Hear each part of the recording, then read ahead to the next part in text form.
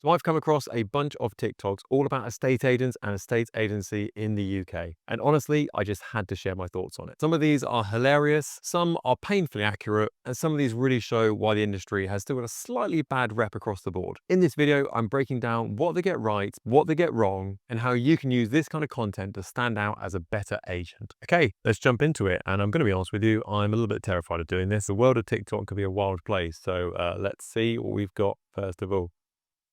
Hey guys, it's Simran and Green Oldbury, and we've got a three-bedroom, two-property, one bathroom, one bathroom. First rule of Fight Club, always know how many bedrooms and bathrooms the property is you are trying to sell or let when you're doing the video content. So guys, property.org. I got this property on the market, exclusive deal. It's on the market for 280. If you're in a hot mess, you can have it for 270. Okay, I'm pretty sure if I go back to the beginning, he just said it's on at 280, and if you're not a hot messer, you can have it for 270. And you went by the beginning, And we want to take offers over 270. so you've gone from offers in excess of 270 to 280, but 270 if you're not a hot messer. Okay, right, that's where we're up to.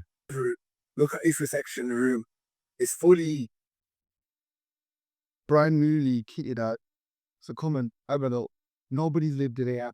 Still got the stickers on the oven, shown through the kitchen, shown through. Absolutely gorgeous kitchen. Look at this brand new top flooring. And if you go straight ahead, Tal, you'll be able to see the garden as well.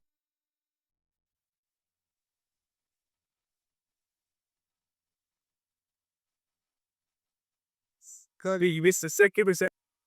I think my personal pet hate on videos is when someone's walking with their phone in their hand when they're recording video content. If it's like a prop in the video and you're like, oh, hey, Siri, can I help find a property? Like, yeah, that's fine. But when you've got your phone in your hand while you're recording video content, it makes me think you've got other things you'd rather be doing, aka being on your phone. So I would be ditching the phone.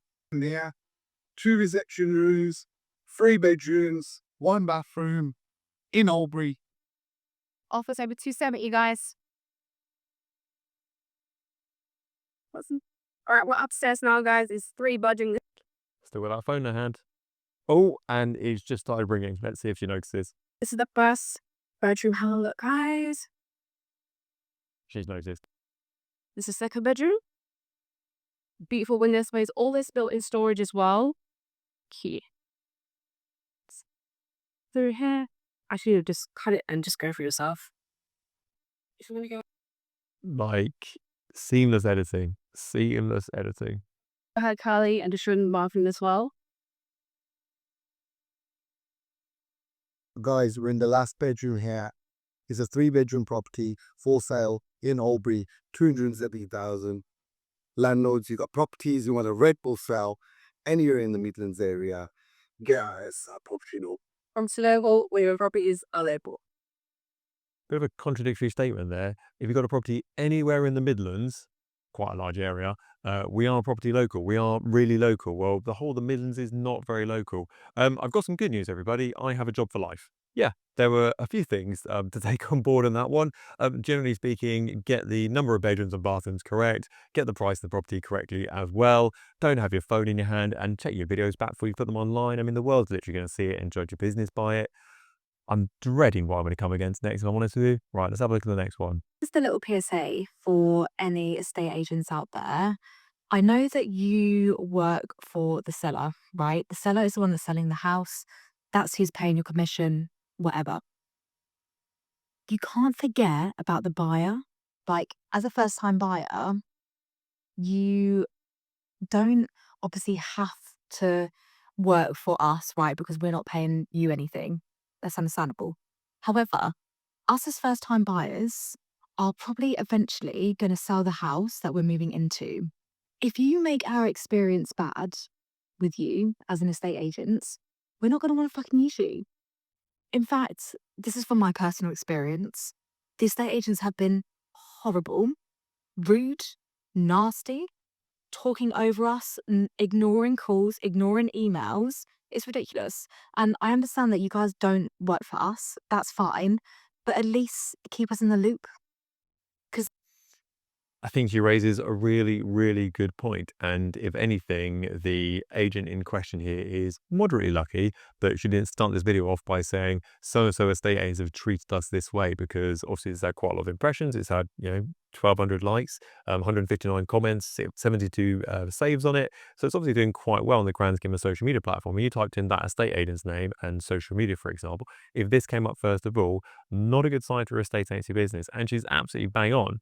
Why treat buyers any differently than you would treat sellers? Because these guys, people who are buying properties, they are going to be your sellers in 5 years' time, 10 years' time, 15 years' time. And what's even worse than that is you give them a bad experience, they're going to tell 20 mates, or as this person has, they're going to tell 1,200 people in the comments exactly how bad you are as an agent. So ultimately, the buyers of today, your tenants of today, they are your clients of tomorrow. Treat them badly at your peril, because they'll go on social media and they'll tell all their friends exactly how bad you are.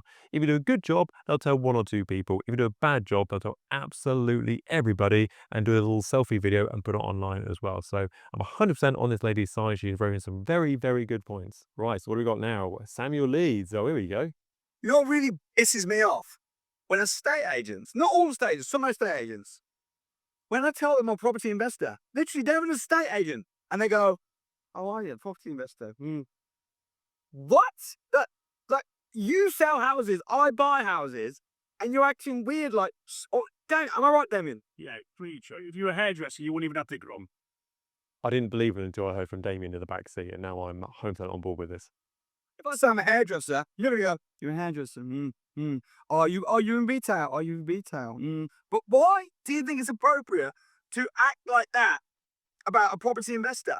I would imagine what's happened here with the agent that he's dealt with has probably dealt with many investors who probably aren't quite as serious / well-backed as Samuel Leeds, and therefore it's a little bit like the boy that cried wolf. He's probably had, or the individual they've dealt with at the estate agency business has probably had a selection of property investors come to the front door who maybe weren't serious, maybe didn't have the money, whatever it may be, they couldn't proceed with it. And then when a genuine investor comes through who we think actually has got the funds to go forward with it, it's a little bit like, oh, are you a property investor? So I get what Samuel's saying here, and obviously everyone should be treated fairly and openly with an open book. But I think if you're an agent on the other side of the coin and you've had someone sort of waste your time repeatedly, it's quite easy to kind of build those preconceptions of that person before they've kind of done too much about it or had a chance to prove that actually they're not a complete waste of time. So ultimately, yes, you should give everyone a sort of fair shake of the stick there, but I will back up the estate agents on this one, because it does happen where you get certain buyers who, I'm an investment buyer. Oh, you haven't got the money. Oh, you have an investment buyer. Yeah, but I haven't got the funds. And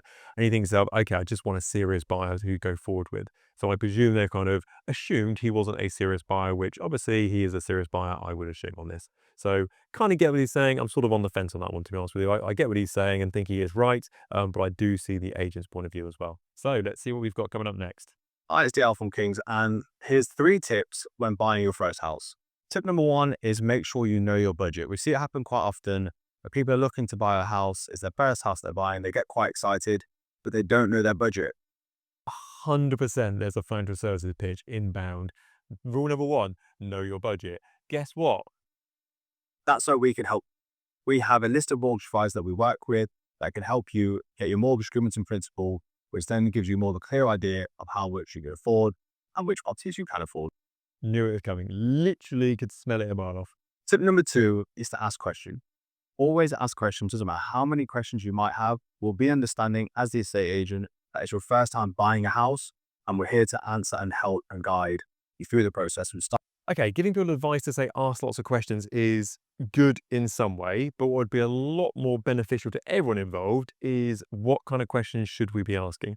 So for example, you'd say to me, when you view a property, ask lots of questions. And I might go, great, what sort of suit is that? What kind of blue do you reckon that is? What watch have you got? Oh, those shoes look nice. What kind of wood do you reckon that is on that kitchen panel? These aren't relevant questions, but if you said to them, okay, you need to ask about the maintenance charges, about the service charges, what's the parking situation, what's the broadband speed, when was the boiler last changed, all this information, that is relevant stuff. So what I hope these guys did, that after they produced this, that the next video or a couple of videos down the line was top 10 things to ask if you're a first-time buyer when viewing a property, because this sort of says just ask questions, and it's like, well, okay, thanks. There's a lot of things I can ask anybody. So break it down to the individual things that you should be asking when people are viewing properties to get the most out of the experience. Tip number 3 is making sure you do your own research. The estate agent will always here to help and guide you through the process. However, it's very important when you're buying your first home, make sure that you look online to see what property is sold for on the road that you're interested in buying on.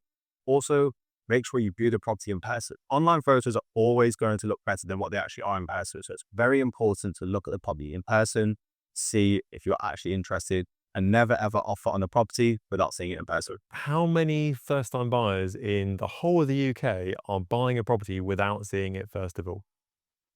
0.01%. If it's your first time buying a property, it's an exciting thing, first thing on the housing ladder, you were getting a house together, this is nah, I don't want to view it, don't worry about it, can't be asked, I'm actually quite busy playing football that Saturday.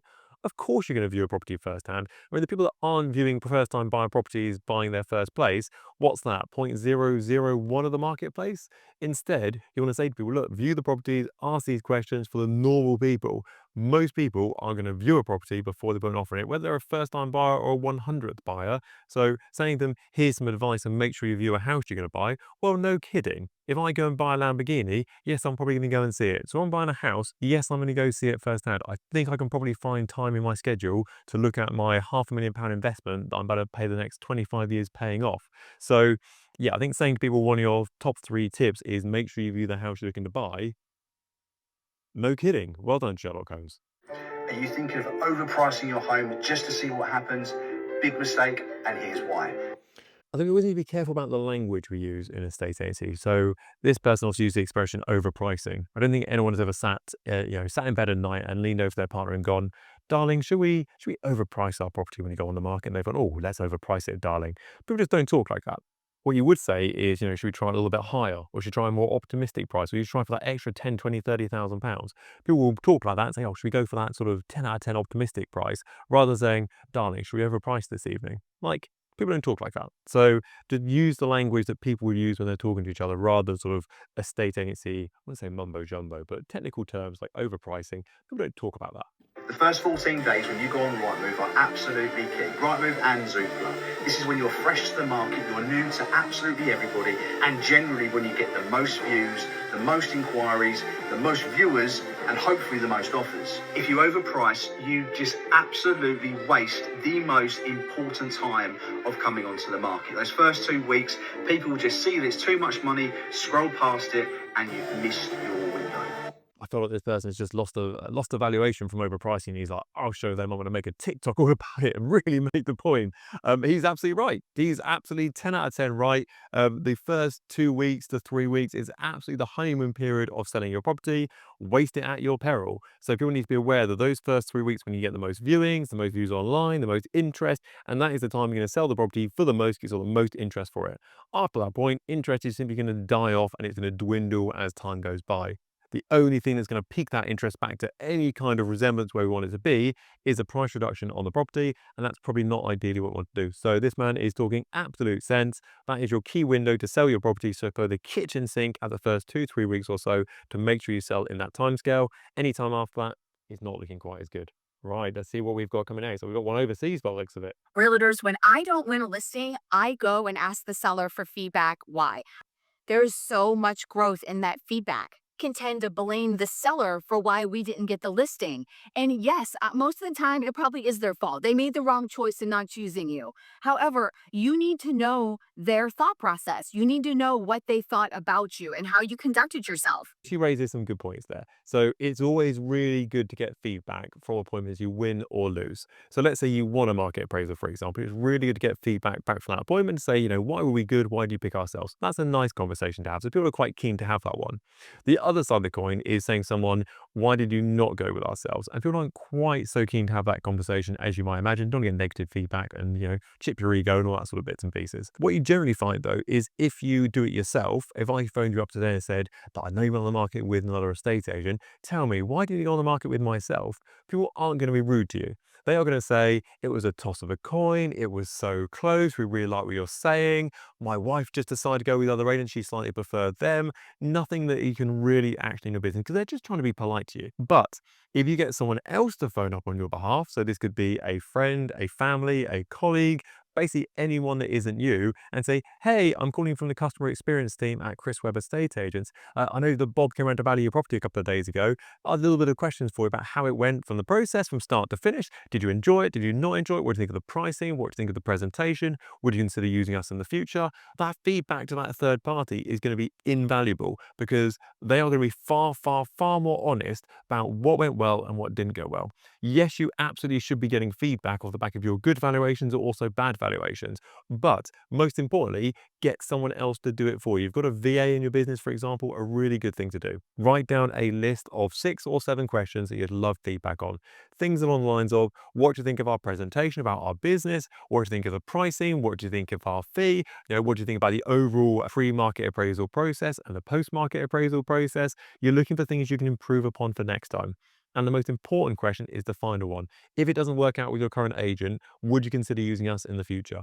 And if they say no, then I mean, good luck chasing that one up in the future. Might as well not bother. Or if they say, oh yeah, if it doesn't work out with agent 1, I'll definitely come back to you guys, then great. Let's really ramp that up for that property because they've said if it doesn't work out with the current agent, they'll use us in the future. So we need to really stay on the ball with that person. List out those questions and get someone else to phone on your behalf. You'll find the feedback is just invaluable by doing that. Right, let's see what we've got. So we've got one more. We've got one more. I think it's the guys from earlier. Let's have a look.